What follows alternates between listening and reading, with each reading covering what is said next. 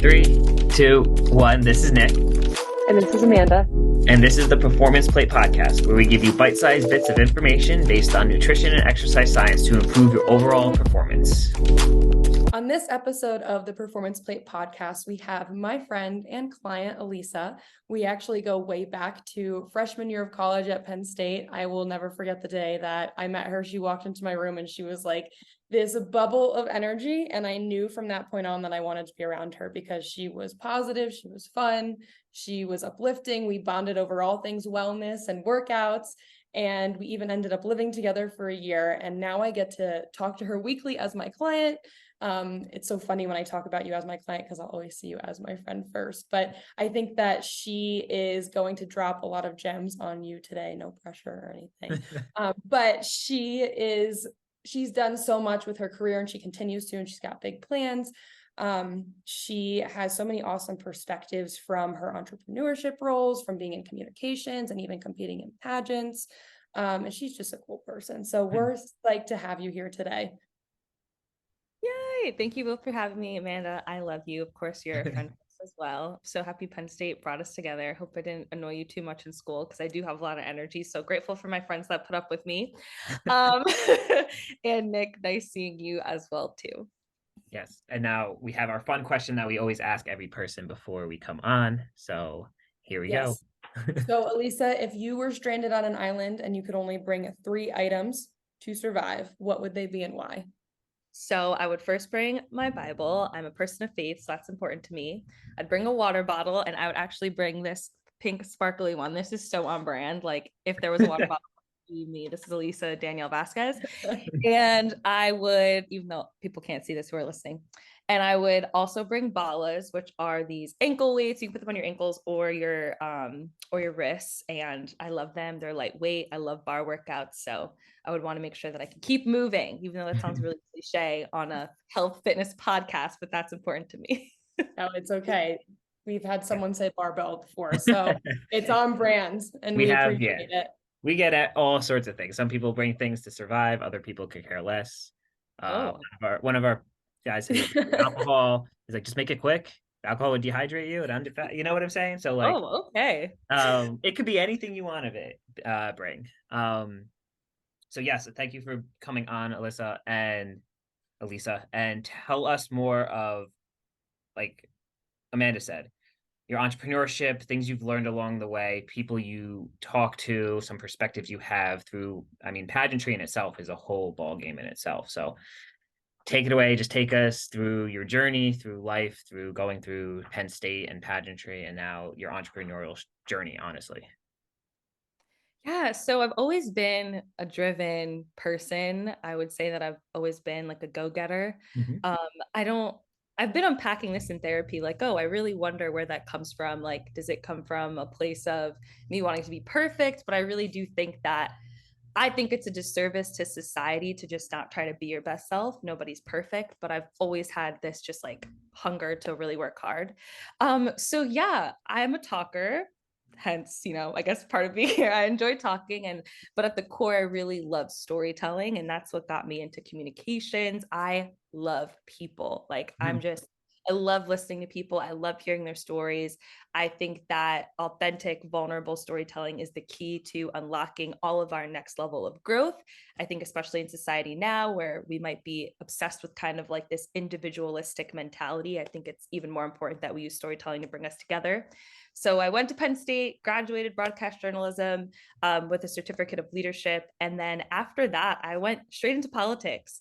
And that was really fun and challenging. I always say that I'm grateful for my experience on the campaign trail and in politics because it just taught me how to be tenacious, resilient, a problem solver, think quickly on your feet. But there's also like a whole other side to being career driven and working in a fast paced industry is burnout. And I've experienced burnout to the point where like I've had swollen armpits, where I was like significantly underweight, to the point where I constantly had like a migraine and a headache, where, Amanda knows all of this. I'd gotten to the point where I had like suppressed all of the signals like, oh, you need to eat, you need to go to the restroom so much because I was so stressed to the point where like even coming out of burnout, I have to learn how to like listen to those things again, which sounds super vulnerable and probably weird for people who are like, what do you mean? If you're hungry, just go eat, or like Yeah. if you have to go to the bathroom, just go to the bathroom. But I know.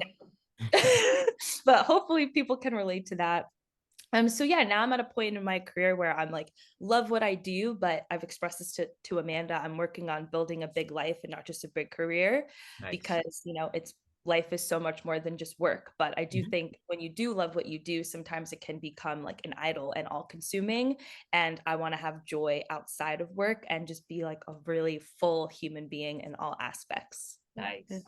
Yeah, absolutely. And I think that's such a important topic to touch on, the way that we start to identify with certain things and how, well, the way that our job can become our whole identity, Mhm. our body can become our whole identity, the clothes that we wear, the car that we drive, and how that's not really fulfilling. There's something deeper than that. And our job, what we do, who we are, is really just it's almost like a vehicle. And I feel like you've Mhm. had a lot of experience with that and have found that through the work that you've done. Yeah, exactly. I think I've told you this, Amanda, before in our like one-on-ones and stuff, is like your job is fulfilling, but it doesn't, for me, like work doesn't nourish my soul. So it's like Mhm. what nourishes my soul is family, friends, working out, getting outside. Amanda taught me this concept of mini adventures, which was like life-changing for me. I actually did it in one of the lowest seasons of my life.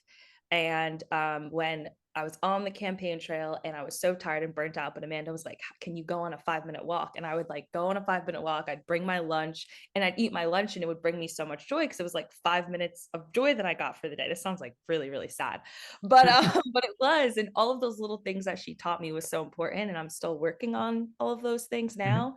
But yeah, Amanda, you're so right. It's like, you know, it's so easy, especially in our generation right now. Everyone's like, gotta work hard. And I Yes. just believe there's a quote that I love, and it was like, the grind isn't worth it if you grind yourself to dust. And I Yes. always think about that. Like, it's not worth it. Like, who Yeah. wants to get to the top of the mountain? You can't even enjoy it because like you're Yeah. so exhausted. And I want to be a person that, especially like with pageantry, as I hopefully continue that journey at some point, I want to show young women that you can be healthy, like, and compete. Like, you don't Mhm. have to burn yourself out. Like, you can, prepare for competition and like go on a vacation, or, eat pizza every once in a while. Like, you don't have to be so strict with yourself, because Yeah. then you get to the point and you don't even like yourself anymore.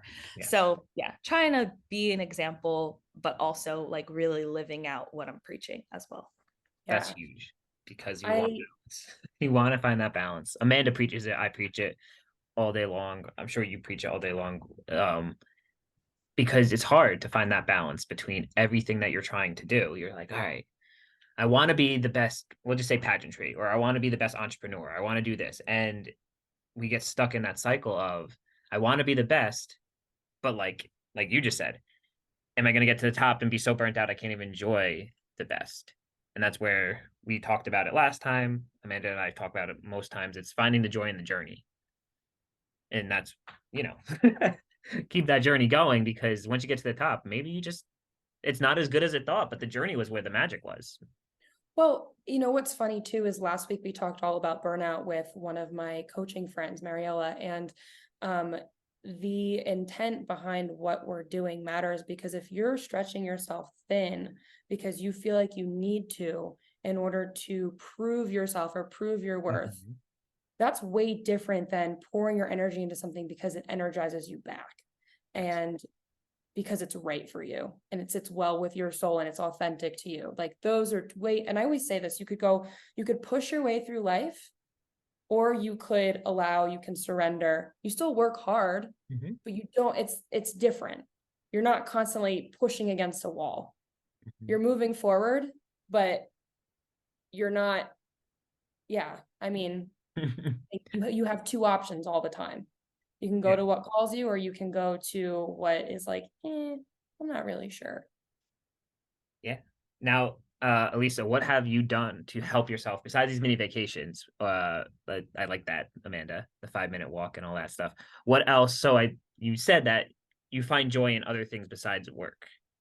Now, what have you found that has helped you kind of balance out the two very well, where you're not feeling like your work is over consuming that you can't find joy throughout your day? Mm. I'm still actively working on this, and Mhm. sorry because it's thundering so bad here. So I hope you guys That's can. okay. Um, I I try to really remember that like my personhood and my joy matters, Mhm. and I try to set boundaries. I read a book called Set Boundaries, Find Peace by Nedra Twab, and that's something that I'm actively working on is in order to find that balance. So I'm not perfect, it's not easy, Mhm. but also my pastor has helped us work on like Sabbathing, which is challenging, which is like a day of, no work at all. So that means like no emails. It's not like you're sitting down, like you don't have to sit down and watch Netflix all day. Like you can go out to eat with your family, you can hang out with your friends, you can work out, you can do those things. But I'm still actively working on that. And it's interesting, right? Because I'm recognizing like, wow, like I'm kind of like addicted to productivity. Like it Mhm. makes you feel like if you're sitting down for 2 hours and you're reading a book and you start like scratching and itching and you're like, oh, I need to produce this, or I need to write a content post, or let me check my email, that there's like a deeper issue going on there. Mhm. So for me, I try to find that balance, and Amanda's been so great with helping me with this. And like my faith is important to me too, of my identity is not in my work, like it's not in what I produce. Like I am a valuable, loving, compassionate, great person. If I sat on the couch all day, I'd still be all those things. And that's for everybody listening to this podcast. I don't Yeah. want people, oh wow, she really like is self-righteous. No, no, no. I'm just saying that I have to remind myself that my Mhm. value isn't in writing and helping other people grow their businesses. My value is in who I am as a person. How do I show up in the world? What is my character? So Mhm. when I focus on that, it allows me to put things in perspective, especially when work gets hard, and that can be challenging because I work in a challenging industry. I Mhm. have to come back to myself. Yeah. Nice. And that's the message that people need to hear. Like, it's not self-righteous. People need to hear Mhm. someone else say that. And you're a leader by doing that, giving other women the space to say, no, my worth has nothing to do with what I produce and what I do for work and all of these other things that we tend to, again, pour our identity into. There's something underneath all of that that's way more important. And I, you know, would love to know too, what is it that you do enjoy doing the most? Like, what do you truly sit down and do where you're like, I am in my flow state, this feels Mhm. awesome? Well, this is not a resting action. This is like a working action, but I love interviewing people. So basically what you guys are doing now, that is what like really lights me up, gets me so excited. I love pulling out hidden gems within people's stories. I love working with female entrepreneurs. That is like women empowerment has just been in my blood since I was a kid. Part of the Nice. reason why I started pageants, and I'm so blessed because I have like friends from all across the country that are just so impactful in different industries. So that's what really lights me up. That's what gets me excited. If I could interview somebody every day and just pull out their story, that's what I love. Do you Yeah. find do you find so I have to agree with you with that. Like, I Mhm. listen to a lot of podcasts that only talk about people's stories. I listen to educational ones too, but I love hearing people's stories. Do you find that like hearing their stories more that you're like you get to know them on such a deeper level, even if you just like a Zoom call right now. Like we're literally on Zoom right now, but like just hearing your story, I'm like, damn, like I feel like I friends with this girl. You know what I'm saying? Like I got to get to know her more. Do you find that you make that connection a little bit more, and that's what's so fulfilling about interviewing people because you don't know realistically, you don't know what anyone's going through. Someone could look very composed, and they could have had like literally 4 minutes ago got hit by a car. You have no idea, you know? Yeah, no. For me, I love interviewing people because I feel less alone in like my own struggles. Like I Mhm. think so many times it's easy to look at people. That's why I do my best to be vulnerable on social media. Like I have, boundaries. Like I'm not going to share every single thing that's going on in my life, but I'm like pretty real and raw if you Good. follow me. Nice. And I love interviewing people because, again, like I feel less alone in their struggles, or listening to podcasts. I Mhm. see where they are and I'm like, oh, they also questioned what decisions they were making. Like, oh, they also struggled with their health. It's the same thing. Like right now, I'm in a season where I'm reading a lot of biographies. Mhm. I'm currently reading Jamel Hill's biography, who was at ESPN, and now she's just an incredible writer, journalist. Well, she's always been an incredible journalist, but listening to her story and listening to what she went through as a woman of color, trying to make it in the communications world, also somebody that's very successful. Mhm. I was like, whoa, I feel alive when I'm reading her story because, despite what people want to say, we really are more similar than we are different. Like, regardless of our socioeconomic status, Mhm. race, ethnicity, religion, like, at the end of the day, like we all struggle with the same things. And I think Yes. storytelling just brings us together. And it's like, oh, you might think from the outside somebody might be so different from you, but when you hear their story, you can just find ways to connect. So I will preach this message till the day I die. So you have so many cool conversations with people. So is small talk like the bane of your existence? Is it like the most boring thing to you? I despise small talk. It's literally to the point where my friends make fun of me because like we'll be out or at a bar or at a dinner and I'll be at the corner of a table, like literally like having this like deep conversation with somebody. My friends are like, "Can you just have fun?" I'm like, "No, like It is. tell me about that experience." That's amazing. Yeah, You're and like, it's I been didn't know I was gonna get into this, but okay, here we go. literally, it's been happening to me since I was literally a kid. My mom always said, and I believe that it's a gift and I'm blessed to have it. It's not of my own strength, but people just naturally like really open up to me. I would go over to my friends' houses and have sleepovers in elementary school, and I'd come back and be like, "Mom, like, did you know that like Miss So and so was getting a divorce?" My mom would be like, "How do you know that? Like, you're 10." And I would just be like, "I don't know, she told me." She told me, yeah. That's Yeah, amazing. so I think it's helped me in my career, but I also don't take advantage of that. That's really special to me. So yes, man, I despise small talk. Like I can't even remember the last time I talked about the weather with somebody. I'm literally like, let's get to the point. Like I want to know what's in your heart. I want to know what's in your soul. It Oh, might it's be so overwhelming for people, but that's who I am. But Yeah, that's no, and huge. I love that. And I think that I feel the same way now because I have done the deep work. I've, found my authenticity. I've expressed that through social media. I've made friends through doing that. And now when I'm caught up in small talk or something just seems so insignificant, I'm like, okay, well, cool. Yeah, awesome. Yeah, Um, awesome. that's Exactly. wild. I'm tired. Let's either sit around the fire and get into it, or I'm gonna go sleep. That Yes. to bring it back to what you were saying though, that I think there's something about that in general where people feel more comfortable with other people opening up. Um, I'll give a prime example. I feel like I'm the same way. Maybe it's because of what I do, but like people feel comfortable around me. Like, I don't know why I'm telling you this. Sure, you've heard that a lot too. I remember I was hiking and every person on my hike just stopped me in the middle, like, oh, what are you doing? What are you doing? It was for charity and all this. And they were telling me their life story during the hike. And I was like, I got a timeline. Like, I would love to sit down and have this conversation if I didn't have to be somewhere in like 25 minutes and get through these Yeah, miles and stuff like that. So which you're right, where like it was something when you were a kid. I think there's something with that energy that people give off or comforting where people are like, I feel like I can open up to this person. And maybe it also comes even more so now with you because you interview so many people that they're just like, the right questions to ask too. yeah. And I think well, as you were talking about that, I think that that was another reason that I was initially even attracted to you at Penn State, because I was like, she's just real. She's cool. Like, I want Hmm. more realness in my life. And it's kind of rare to find that nowadays. So when you do find it, you got to stick with it. The other part of this, though, is because you have this gift, you really have to be protective over it. And our superpowers can also be our biggest challenges.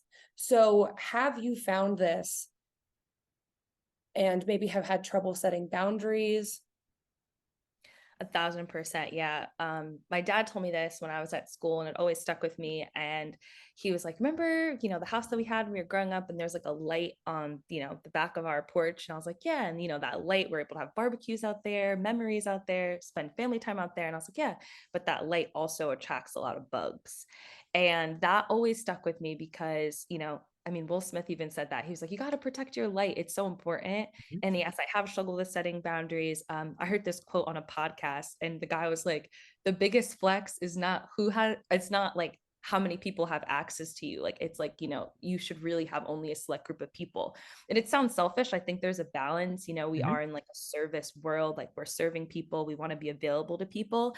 But at the end of the day, like, to be frank, I've spent money, time, resources on healing and working on myself. So if you're not the best fit for me, then that's okay. And it would be pride if I was like, no, no, no, I need to talk to everybody and I need to serve everybody. No, that's pride. Like, Mhm.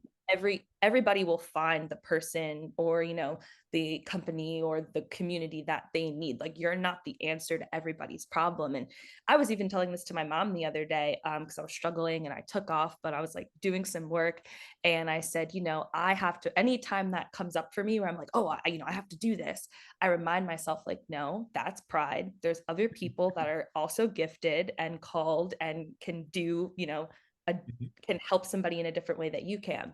So definitely, Amanda, it's been really draining. I mean, the most draining weeks that I've had is when I've allowed too many people to have access to me. Because if you do have access to me, and if I am invested in you, I'm going to give you my all. I'm going to give you 100%, and we're going to go deep. So I emotionally and physically, I mean, I'm not Jesus. Like, I can't do that for too many people. I'm a No. human being, just like you're a human being. So definitely something I've been actively, Amanda's asking all the questions that like I'm actively Actively working working on, on. This which is is not good. something I'm like, I figured it out and like I'm giving you the tools. Like, no, this is something that is still very fresh for me right now. Yeah. No, it's so funny that you said I'm not Jesus, because I remember when I was working with a life coach, and there was something that came up where I was like, well, they need me or I have to do this. And she was like, are you God? Are you God? And I was like, no, I'm not. She's like, okay, so then you don't need to be everywhere and do everything at once. It's not your job. Your job is to take care of you. And she would always ask me, what if we were only here to learn to love ourselves? And the first time she said it, I was like, that is the most selfish thing I've ever heard. Like, I don't understand that at all. And I was like, also, how could she tell me why we're here? I was so frustrated by it. But over time, I started to realize that the more I poured into myself, I invested in a coach, I worked with her, I started saying no to all the social events that I was always spreading myself thin with. I started to do better work for my clients and the people that, were actually, wanted the help.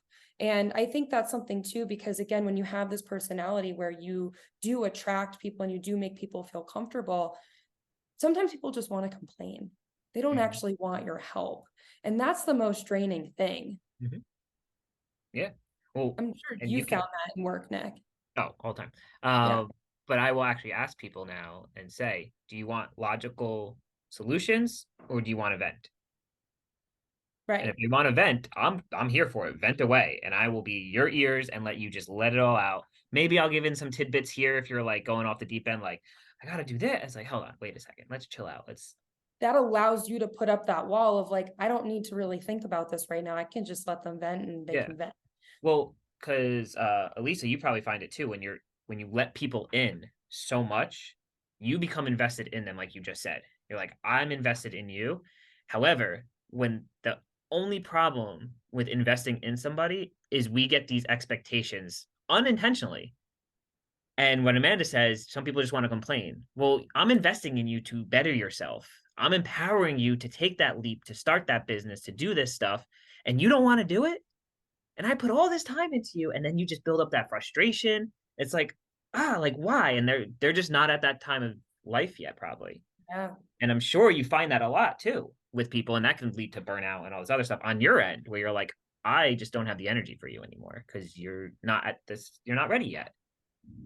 1,000%. Yeah. And that comes with like adjusting expectations. That's something that I've worked on, is like, Mhm. okay, if I've given you this like wisdom and advice multiple times and like I'm not seeing any changes, and Amanda is the most gracious person because we've been working together, and like there's times where she's like, hey girly, like I've asked you to do this. So I'm like, you're right. And I haven't, you know what I'm saying? And like Yeah. it takes patience on her part. So nobody's perfect. Like I've also taken advice and wisdom for people and haven't implemented it right away. But it does get to a point where you have to be like, okay, is this worth my time? Is this worth my energy? Because I could be giving this in another area. So I Mhm. completely agree. Yeah. I think you too. you definitely probably at a point are just gonna it it's a hard conversation to have with people, but you have to ask them, are you ready to make this change? I think Amanda asks her clients this, are you ready to put in the work? Or anyone I send Amanda, I warn them in advance, like, hey, this is not like you're gonna get this coach and she's gonna give you this, we'll say this diet that you're gonna follow, and then next thing you know, you're fixed. No, there's an equal plan here of you got to want to do it. And I can Yeah. you can find that with people where they just want to complain. And that's fine. But you got to set that boundary for yourself. Well, the other thing is too, and this is where boundaries come into play, you're doing people a disservice by trying to do their work for them. Mhm. And I think this, again, has been one of my favorite lessons, because when you start to do the work on yourself and you're empathic, Mhm. you notice all of the ways that other people need the same lessons. Mm. And you Mhm. want to be like, hey, just do this. Here it is. Here's the answer. But the truth is, unless they come around to that answer themselves, it's not it's not going to have the same effect.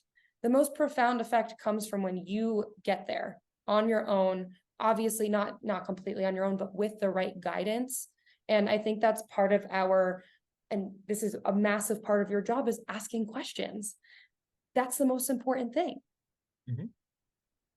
So what creates a powerful question? Like, how do you structure your interviews? Yeah. That's such a great question. I think for me, it's so important I've been saying this a lot. Like one of my, I don't know if it's a value, but I always say, like, I want to get to the hidden gems.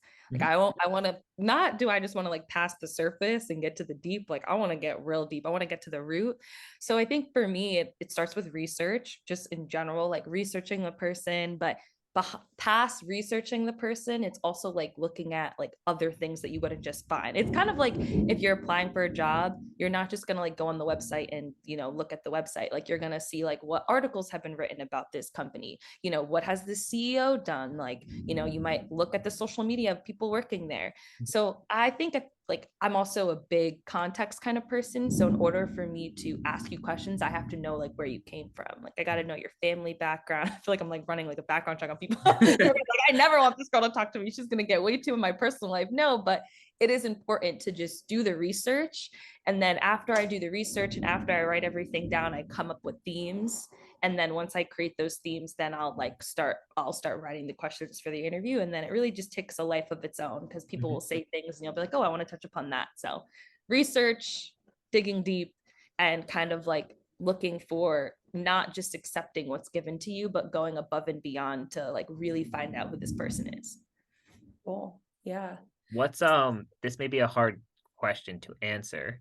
But what's like a question that you ask that like opens up people so well, I guess you can say, when you're interviewing them? Like this question, I know it's obviously within context and stuff, like you said, but is there like specific ways, like, do you ask, like, hey, tell us more about how you got this job or your career? Like, let's say you're interviewing someone from ESPN and they're high up journalists, like, how did you get there?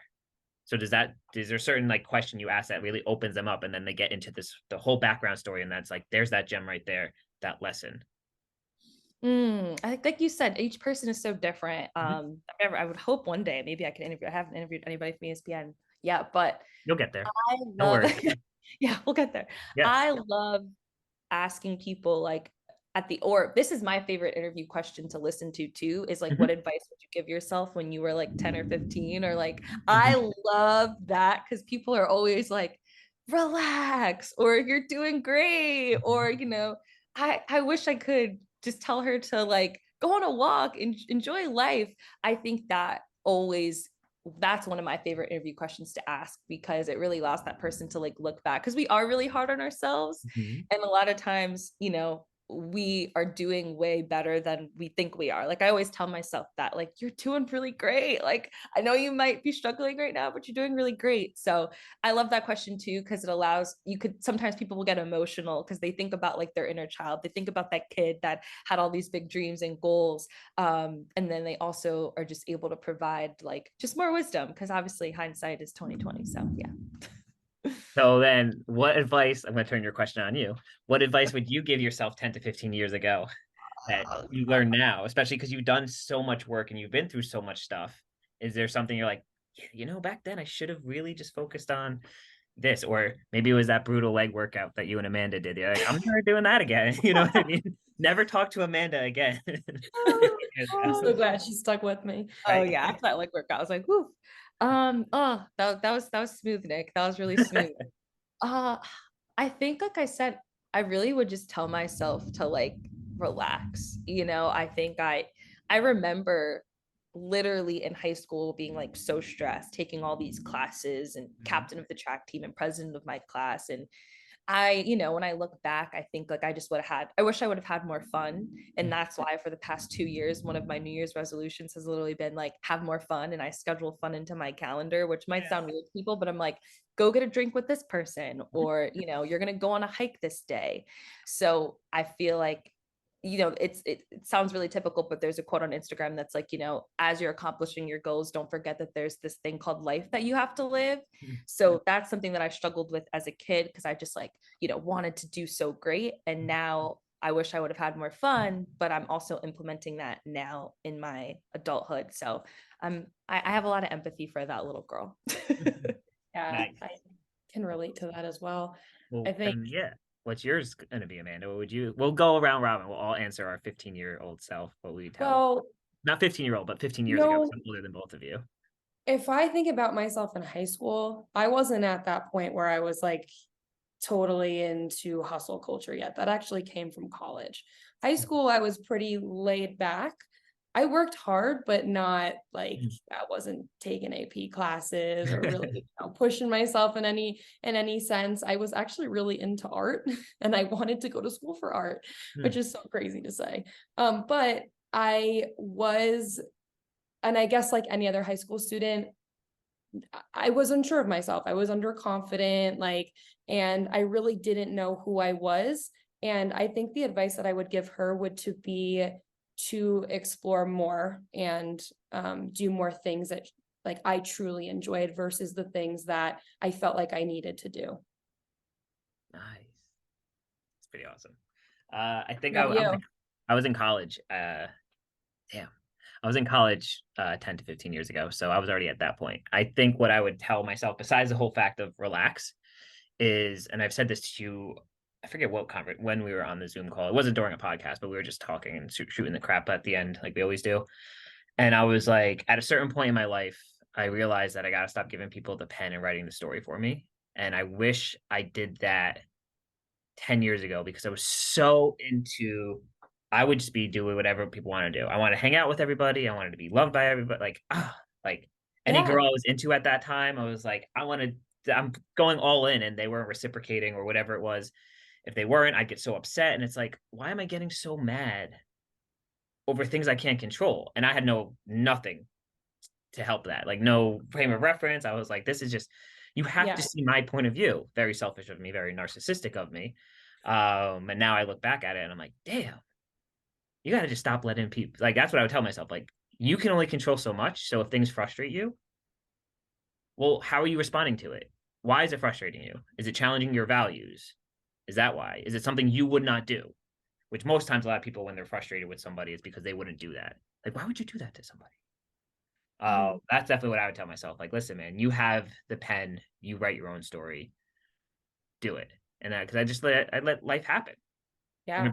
not in a good way. Let life happen. I just be going through the motions and doing my thing, and just be frustrated that life was happening at me, not making life happen. And I think that even connects to alignment as well. And it seems like that's a general theme throughout our conversation is really alignment and doing things that fulfill you. Somehow we got back to that full circle of fulfillment, things that speak to you and with the intention of truly doing it to enjoy it. Because when we're in that state of flow, that's when our gifts like totally just pour out. And that's where, like Alisa, your gift is talking to people and communicating with them and pulling their stories out of them. And that is a gift to the world. Yeah.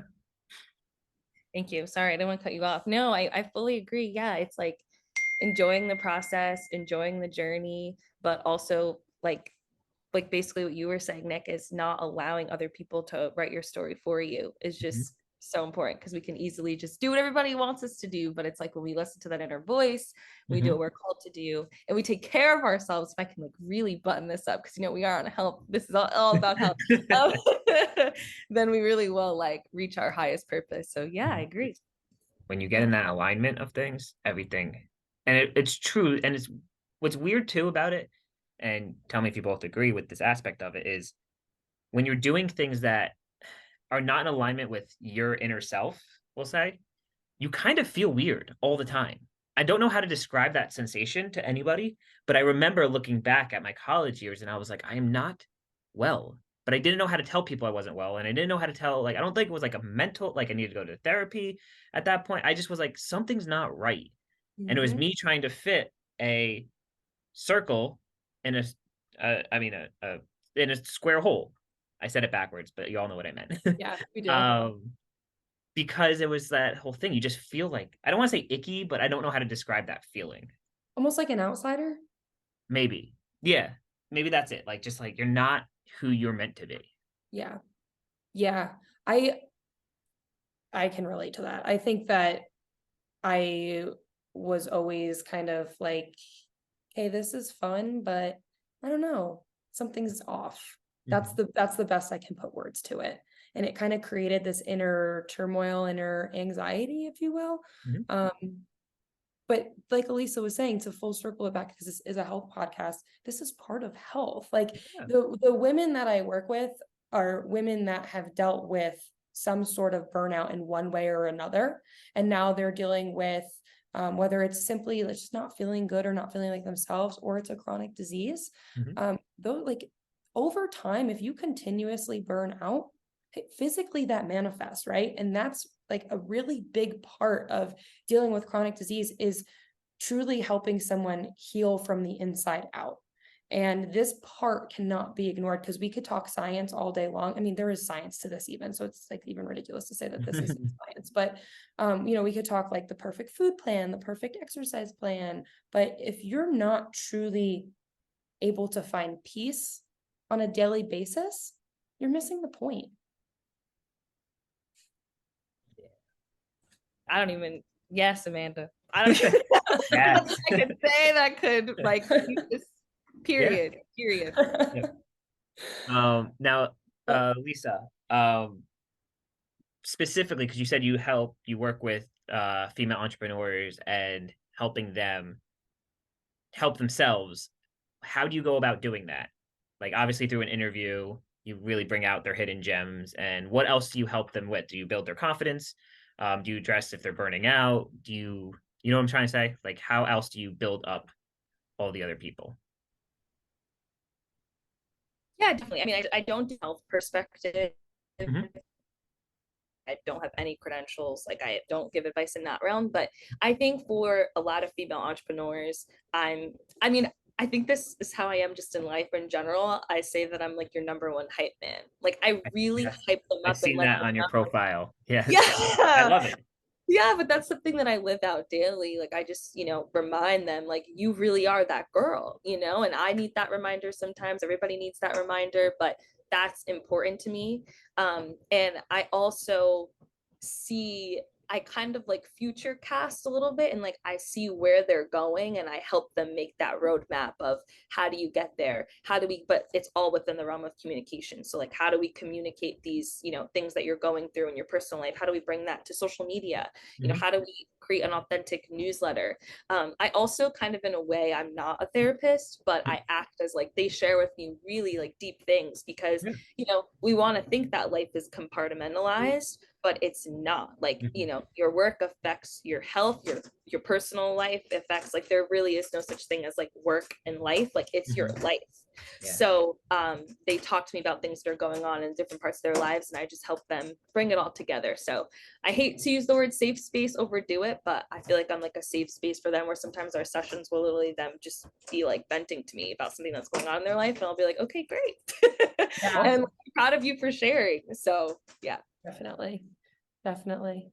I always say the same thing with check-ins as well. Anything that people put in there, it is a total safe space. Even if I don't necessarily have the tools to help with something, it is there for you to brain dump, get it out. Because also, again, that's where the gems are. Because you even think about behavior change. Well, we have to first understand ourselves in order to change anything. So, but that's why it's what's so cool about what you do as well. You know, that's really, like you said, that's what facilitates change, and that's what brings us to the next level. And I value communication for that reason as well. And I value language and words, and the way that we say things matters.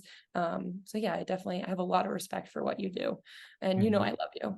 So it has been so awesome having you on here today. I think to wrap it up, we really just want to drive home, if you are in this place of feeling misaligned and just knowing that something's off, start exploring. Like, what is it that brings you joy? What lights you up? What skill sets do you have? Start asking some really good questions. Maybe even ask the question that Alisa brought up before: what advice would you give your past self? Because it's likely still relevant today. So Alisa, it's been awesome having you on here. Until next time. Yeah, And everything. Okay, Dick. also, tell us where to find you if people want to work with you, who you specifically help if you care towards a specific niche, which we know is female entrepreneurs, how to find you, how they can get in contact with you, what kind of working with you would look like. Just give us a little bit more information about that for people listening. They're like, hey, I like her. I want to work with her. I want to start a business. I don't know where to go. I need someone looking from 1,000 feet above me to guide me. Yeah, of course. Well, my Instagram, this is so funny because I listen on podcasts that like when people do this part, I was like, oh, I find them. And I'm like, this is so weird being the person that's doing it. But Alisa, ALISAA_Danielle on Instagram. That's like where I really am at. I'm not on like Facebook. I'm not on TikTok. I know I should be, right, as a comms person, but I'm not. But also I have a faith-based platform too called CCG on Instagram, and then my website, www.alisavasquez.com. And yeah, I mean, if you want to grow as a person and are confused about what your story is and how you want to share your story, then I'm your girl. Nice. That's true. So hit up Alisa if you have anything where you're, especially the story part, because I think that's a huge factor. Amanda and I know this from starting our own businesses. They say, tell your story. Do you fully understand your story? Amanda has told her story through countless posts, if anyone's seen them. I've told stories of me being injured and how I've overcome them. So, like, if you're not sure where to start and you have this amazing thing you want to get out, she's your girl. Yes, like Amanda said, thank you for coming on. We'll definitely have to have you on again. Everyone follow her on Instagram, give her a nice little like, say, hey, I really liked your podcast, because that'd be amazing. And thank you for listening, everybody. If you are listening on Spotify or Apple, please rate us, give us a nice little like, subscribe, tell your friends, do all that stuff. And until next time, thank you, everyone. Thank you.